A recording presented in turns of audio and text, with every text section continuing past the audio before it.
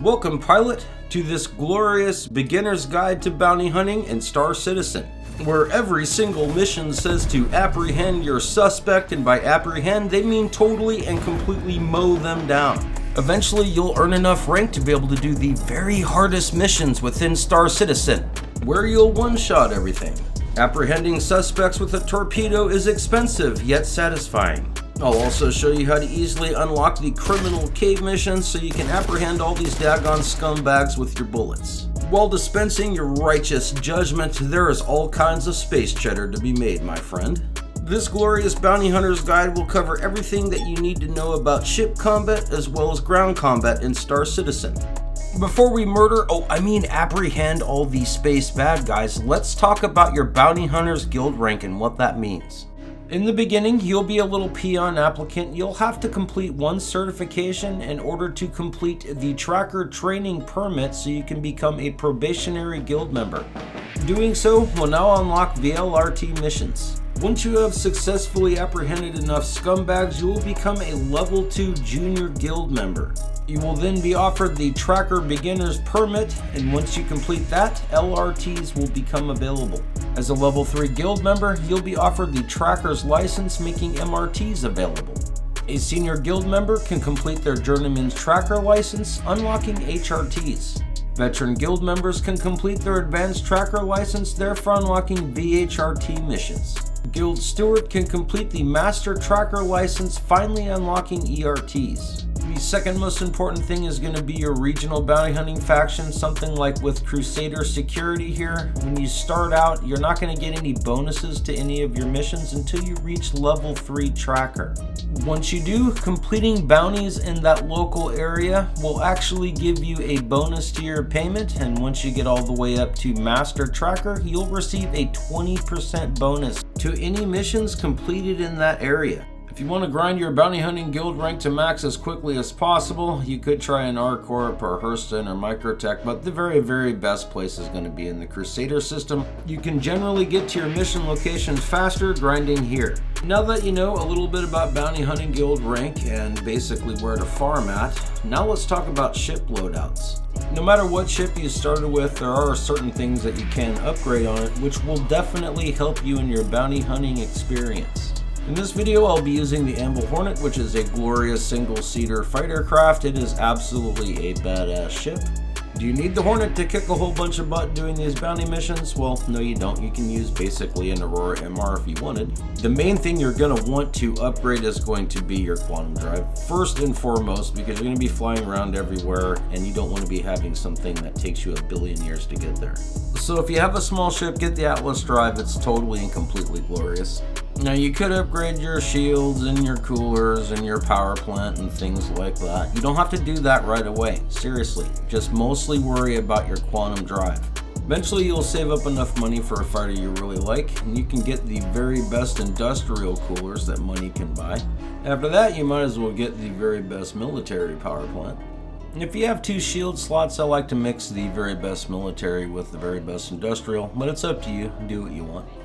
Let's talk about weapons loadouts. Now, if your ship has missiles, I recommend that you get a whole boat pile load of the smallest size that you can, and make sure that they're electromagnetic missiles. In my opinion, they work the best, so, that's why I use them. For weapons, you're going to notice that I have a mixture of cannons as well as repeaters. Now, this is my HRT and VHRT loadout for this ship, so yeah. Mostly in the very beginning, you're going to be using all repeaters for these smaller ships, just because it's a lot easier to hit them. You also might want to go with gimbals in the very beginning because, you're a noob and it's kind of hard to use fixed weapons like I'm trying to use right now. Honestly, I'm kind of in the clown shoes stage of trying to learn how to do fixed weapons, but hey. So the very first thing you're going to want to do is go over to the missionaries tab, then click the call to arms and accept that offer.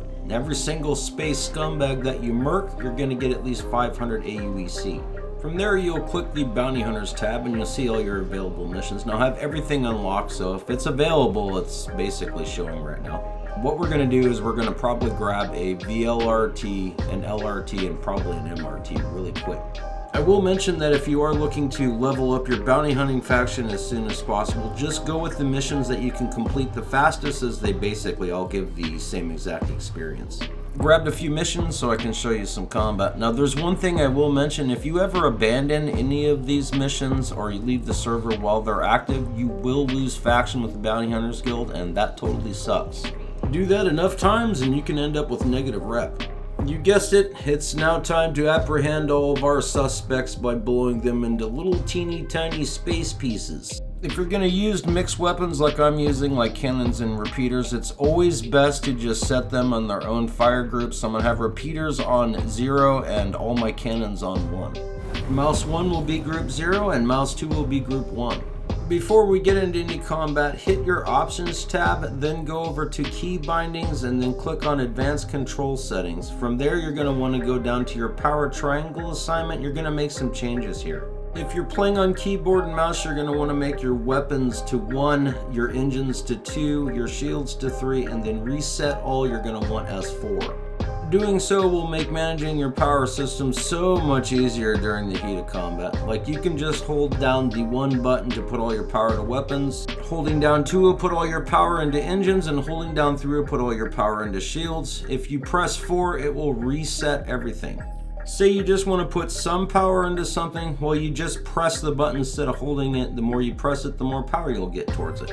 Before you start combat, make sure your boost and your shields are charged all the way, then put all of your power into weapons. This will ultimately give you more rounds to shoot. Pressing your mouse wheel will enter you into missile operator mode. From there you can press G to load as many missiles as you can, up to 4. I'm going to go with 2.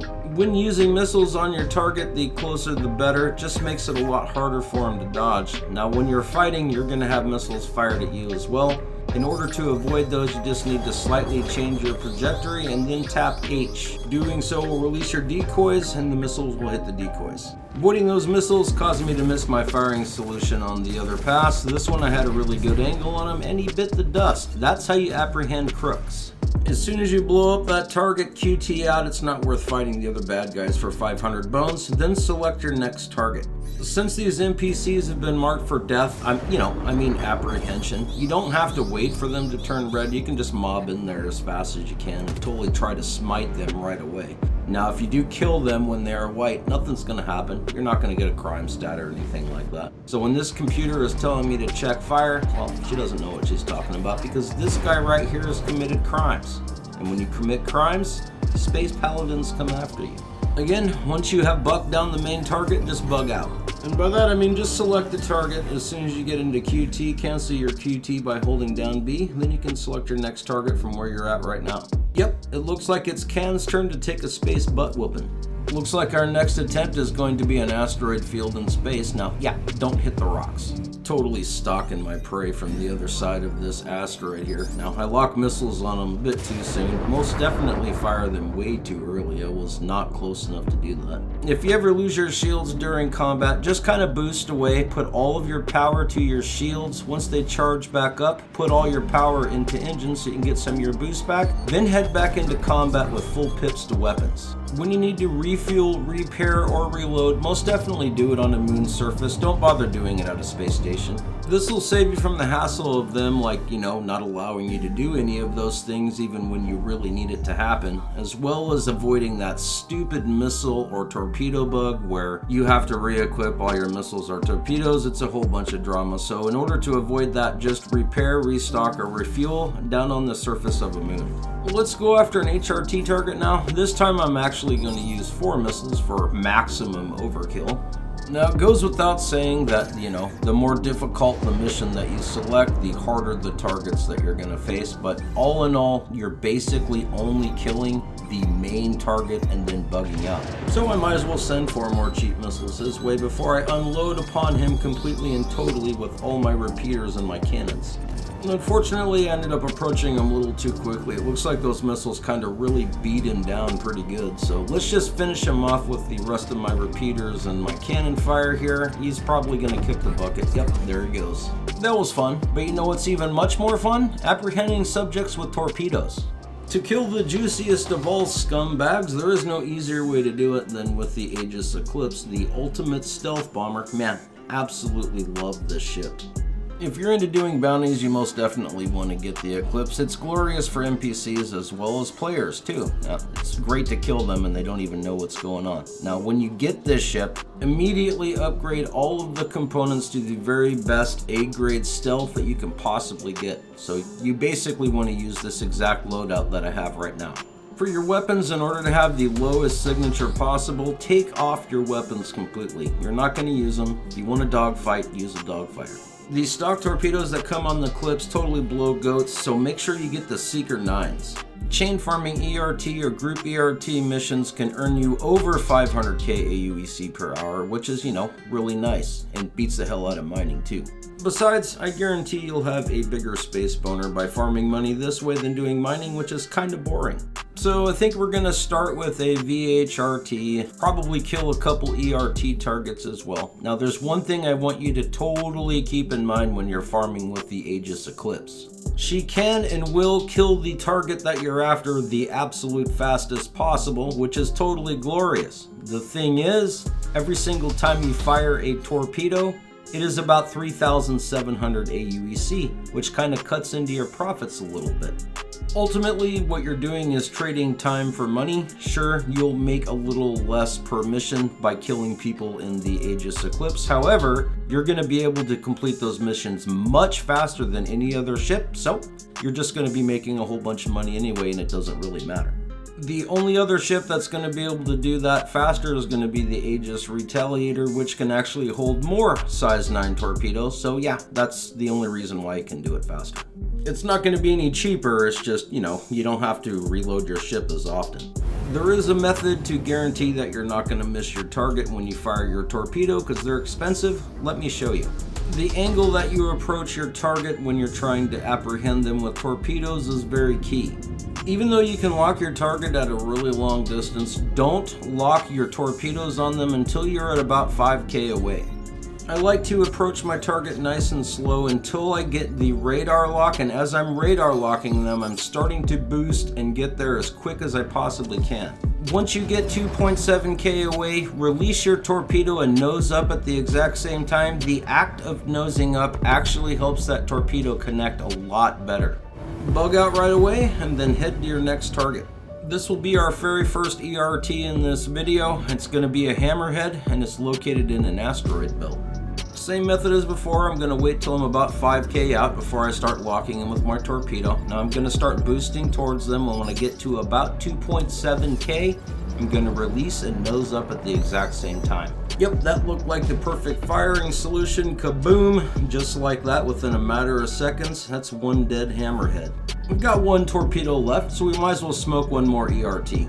Once you get good at delivering your payload each and every single time, you're not going to have to worry about wasting 3,700 some AUEC on missed targets, so it really isn't going to hurt you that bad.